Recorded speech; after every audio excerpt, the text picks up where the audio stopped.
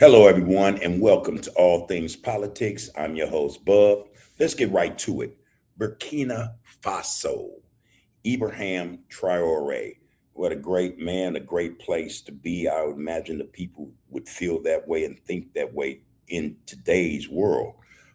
They have done the unthinkable. They have disbanded or discontinued the Western way of holding elections and voting. In other words, they do not agree with the Western world in terms of what they call democracy and the system that places or puts democracy, in the forefront. They have discontinued the voting rules or policies implemented on them by European forces. This is a great move, I think. Again, it's in line with everything that Burkina Faso has been doing of late since 2023. Great changes have taken place.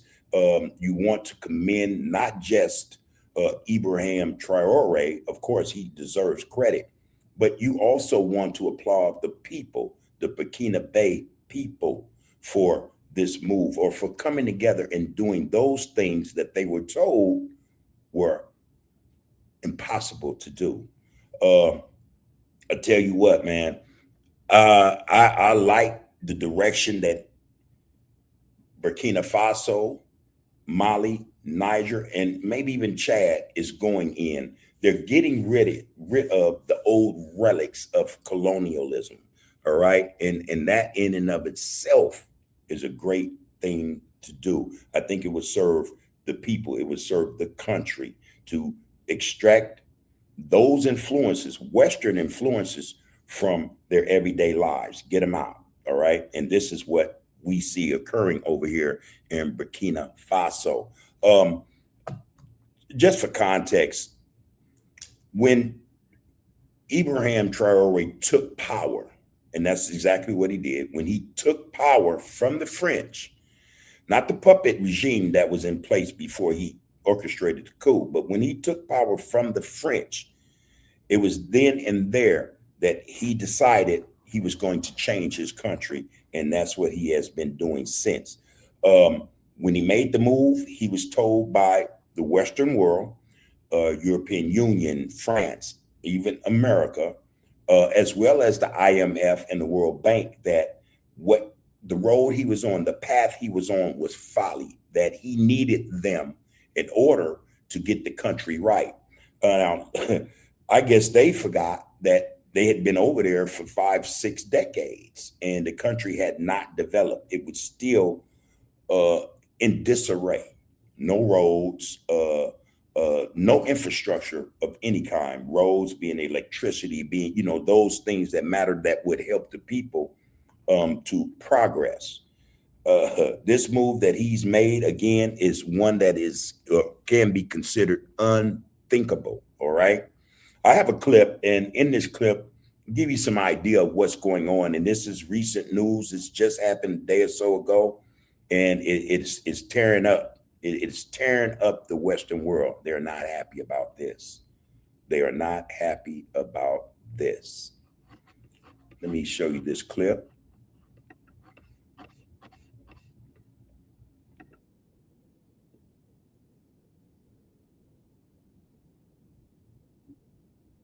Legislative Assembly approved the dissolution of the body, which has been in place for more than 20 years. Hmm.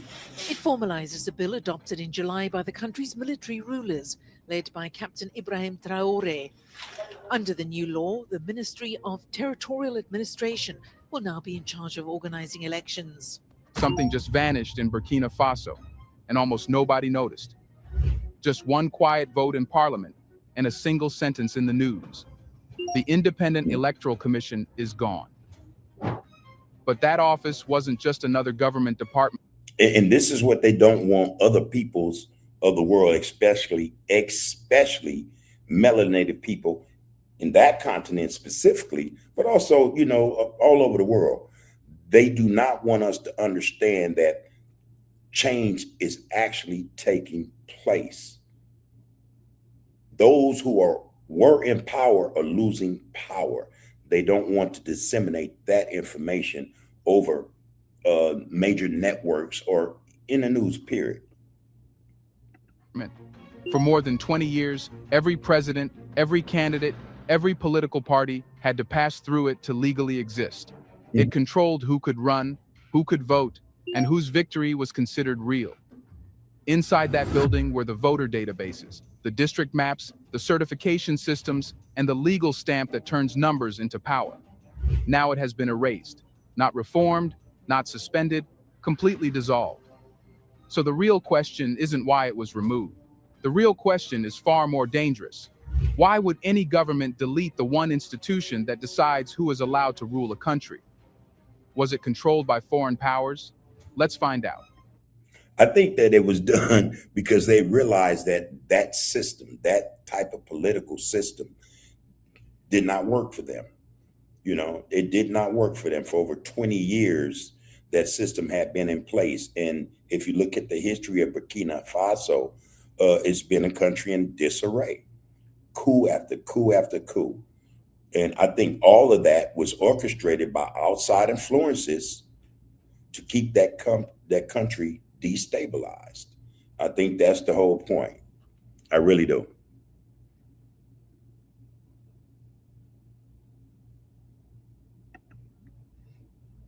For most people, the Electoral Commission sounded boring. A technical body, paperwork, ballot boxes, observers in suits. But in reality, that office was the single most powerful political structure in Burkina Faso. Not the presidency, not parliament, not even the army. That commission decided who exists politically. Before anyone could campaign, they had to be approved by it. Before anyone could win, their results had to be certified by it. Before any president could claim authority, that office had to legally recognize the outcome. My question now is, who was seated on this commission? What people, what manner or type of people was on this commission? And this commission had, it seems to me, a lot of power. A lot of power. Incredible. Incredible. To dictate a political system in a country that is not yours is... Without its stamp, power was invisible. You could seize the palace, control the army, even control the streets. But if the commission didn't validate you, you were officially nobody. This is what most people never understood. The commission didn't just organize elections. It controlled political reality. It owned the voter list, which means it decided who counted as a citizen. It drew the districts, which means it decided which regions mattered more than others. It approved candidates, which means it decided who was allowed to compete at all. And it certified results, which means it decided what version of reality becomes law. Doesn't that sound familiar? Here in the United States, that sounds very familiar. You know, these people who are involved in this process called voting actually control everything. Let me say this, allow me to say this. When people go to the polls nowadays, a lot of people think that when, especially in a presidential election, that they are actually voting for the president.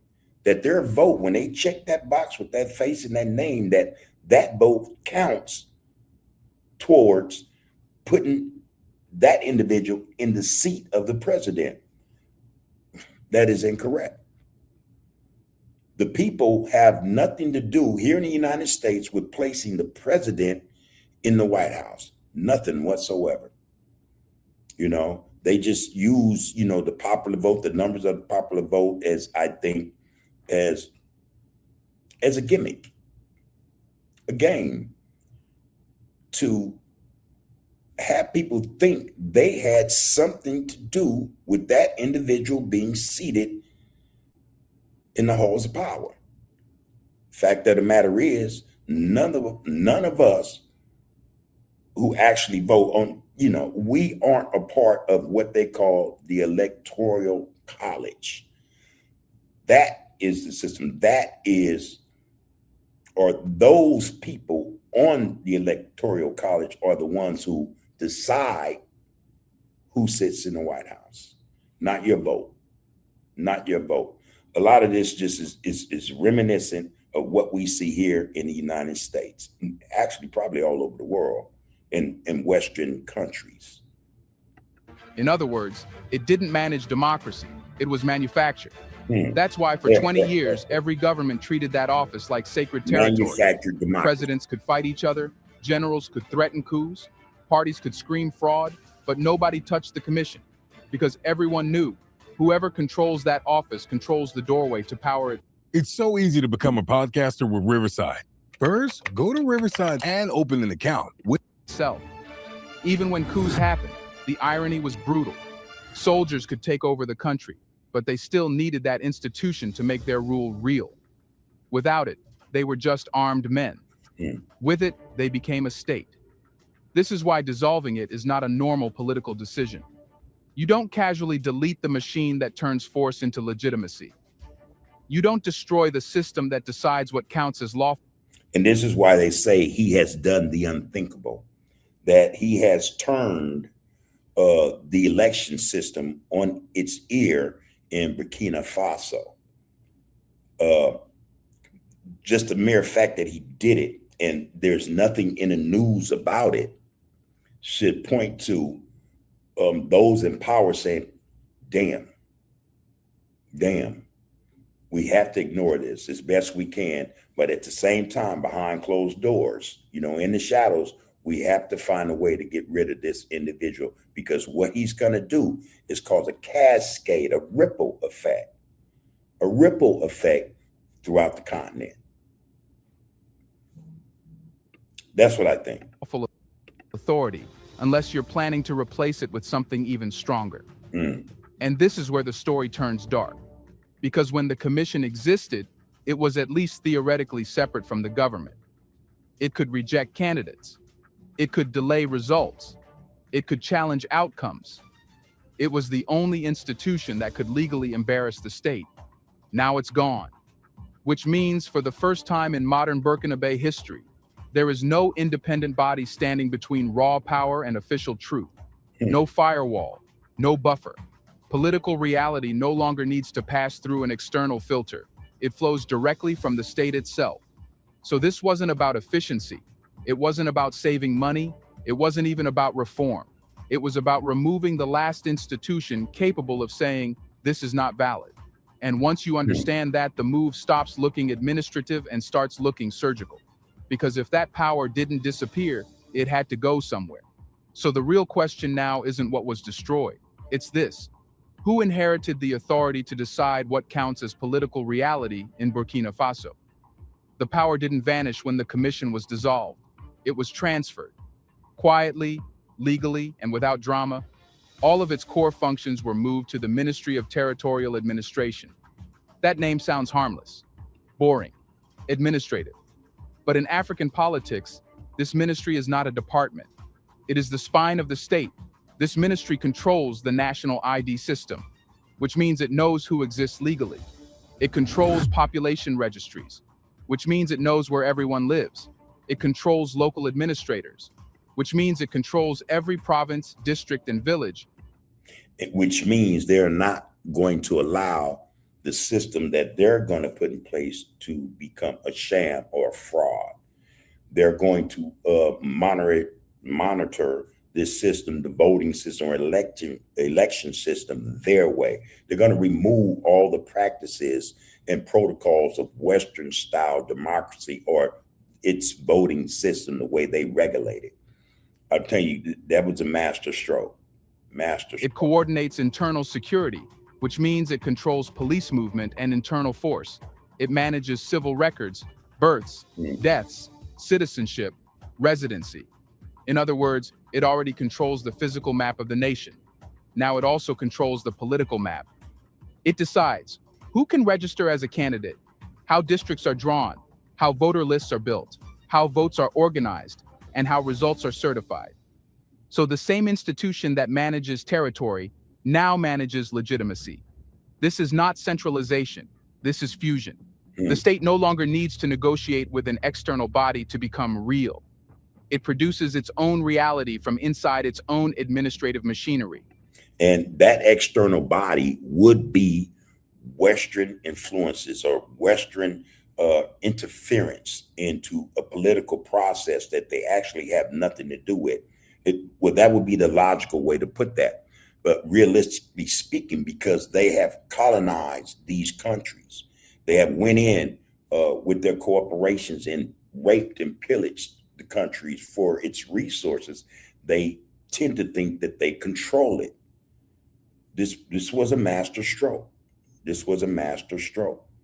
You get rid of not just the governments, the foreign governments, but also foreign companies. You control everything now. Master stroke, man. Before, power had to pass through a gate. Now, the gate and the state are the same thing. This is what makes the move irreversible. Because once legitimacy is embedded inside the same structure that controls IDs, borders, security, and administration, there is no independent layer left in the system. No place where power can be challenged using the law. Disputes don't go to neutral referees anymore. They go back to the same institution that created the result. It's like appealing a court verdict to the same judge who wrote it. This is why no other ministry was chosen. Not justice, not defense, not parliament. Territorial administration was chosen because it already touches every human being in the country. It already manages the physical existence of citizens. Now it manages their political existence too. So if you are not recognized by this ministry, you are not a citizen. And if you are not validated by this ministry, you are not a political actor. There is no outside, which is why this move is so dangerous and so effective at the same time. Dangerous because it removes any institutional protection against manufactured outcomes. Effective because it eliminates chaos, disputes, and uncertainty. The state becomes self-contained, self-legitimizing, self-certifying. Power no longer needs external confirmation. It becomes a closed system. And this is the real shift nobody is saying out loud. Burkina Faso didn't just remove an independent commission. It internalized political reality itself. The state now controls who exists, who competes, who wins, and who is allowed to complain. I tell you what, that is a master stroke. So again, hats off to the Burkinabe people, to their leader, IBRAHIM TRAORE, a master stroke, a master stroke. And I'm pretty sure that Western governments, the European Union and France particularly, are upset. They have to be. They have to be. I think the last vestiges of their control is being stripped away by brothers who understand what needs to be done. You cannot fault them for it, but let's keep them in our thoughts, our prayers, let's put their wellness and their growth into the atmosphere in the hopes that they succeed even further. Just to make a quick point, since IBRAHIM TRAORE and that government have taken over from the French, let's be clear of that, the development in that country it's on a pace that astounds the Western world, because they were told by Western countries and powers in the West, France, United States, and others, as well as the IMF and the World Bank, that their aspirations were not attainable without the help of them, the Europeans, the IMF, the World Bank. You can't get it done if you don't allow us in to help you. You guys don't know what you're doing, So they were so confident that they had for decades stymied, arrested the development, or so they thought, of these brothers and sisters over there in Africa, that they would not be able to get the job done without masses' help. And they've been proven wrong. Again, the developments in that country are astounding. Economic and structural changes have taken place. They now have paved roads, highways, overpasses. The infrastructure in terms of buildings is something to be seen. The agricultural sector is thriving. They produce their own food. hospitals and schools is something they also have invested billions, I might say, into these institutions. And come on, man, that's not just a president or a leader looking out for his people. That's the people working together, the people determining what is best for them. Also, the infrastructure in terms of the electrical grid, solar power, refineries, to process and refine their gold ore, uranium, their diamond mines. I mean, this is progress unheard of, only because it's being done without the assistance of Europeans or the Western world. Now, couple that with the fact that they also have a military that is coming into its own. They've been able to deal with the so-called terrorists that France originally went over there to call themselves dealing with, come to find out allegedly that they were supporting and supplying these terrorists to keep the country destabilized. I tell you, this is a master stroke. And again, we should applaud those brothers and sisters in Burkina Faso for the great work they're doing for themselves. A page needs to be taken out of that book, okay? The book of Burkina Faso, Mali, and Niger. They're not playing. The AES is not playing. Now, on that note, I'd like to say, please like, share, comment, and subscribe to this channel, All Things Politics. Your support would be very much appreciated. We thank you for watching. Take care of yourself and each other's.